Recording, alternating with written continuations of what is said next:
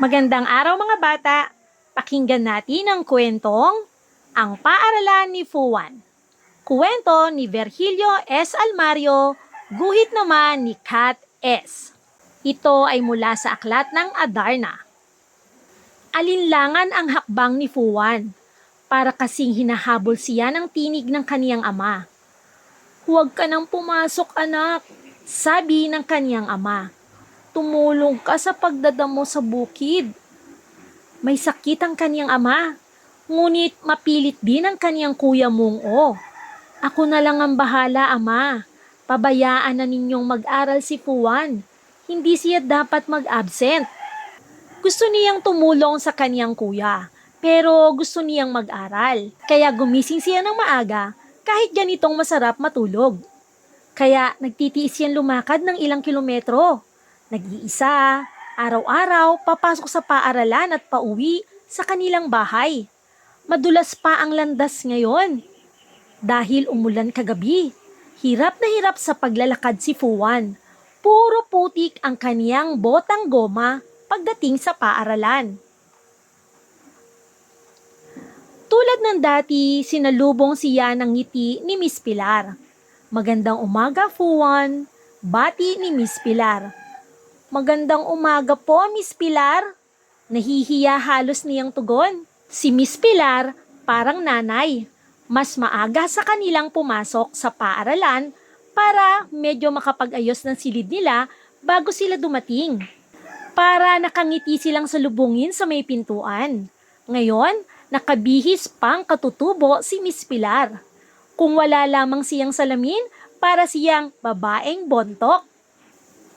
Ipinabago ni Miss Pilar ang ayos ng kanilang mga upuan. Nagpagawa siya ng 2 kalahating bilog. Dinala ni Miss Pilar ang kanyang silya sa may gitna ng bilog at doon naupo para magkwento. Ikinuwento niya ang alamat ng palay. Ang sarap-sarap magkwento ni Miss Pilar.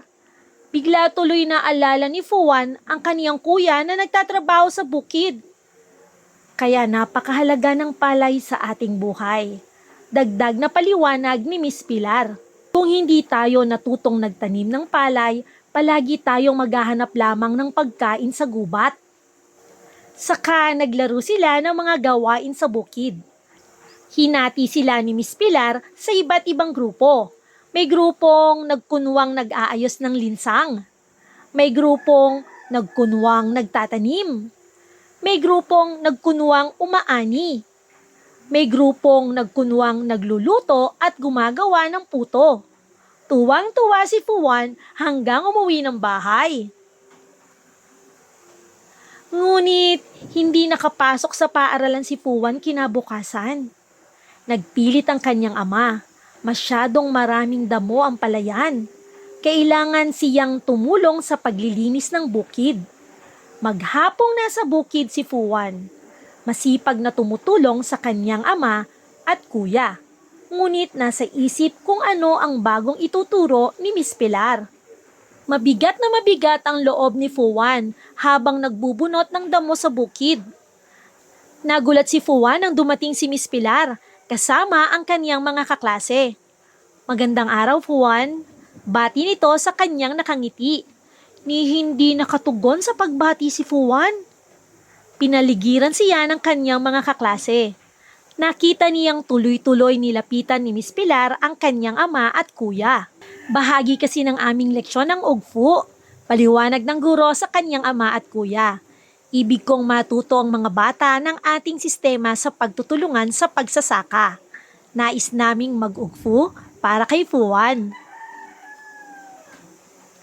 Nagsimulang magsipagbunot ng damo ang mga kaklase ni Fuwan.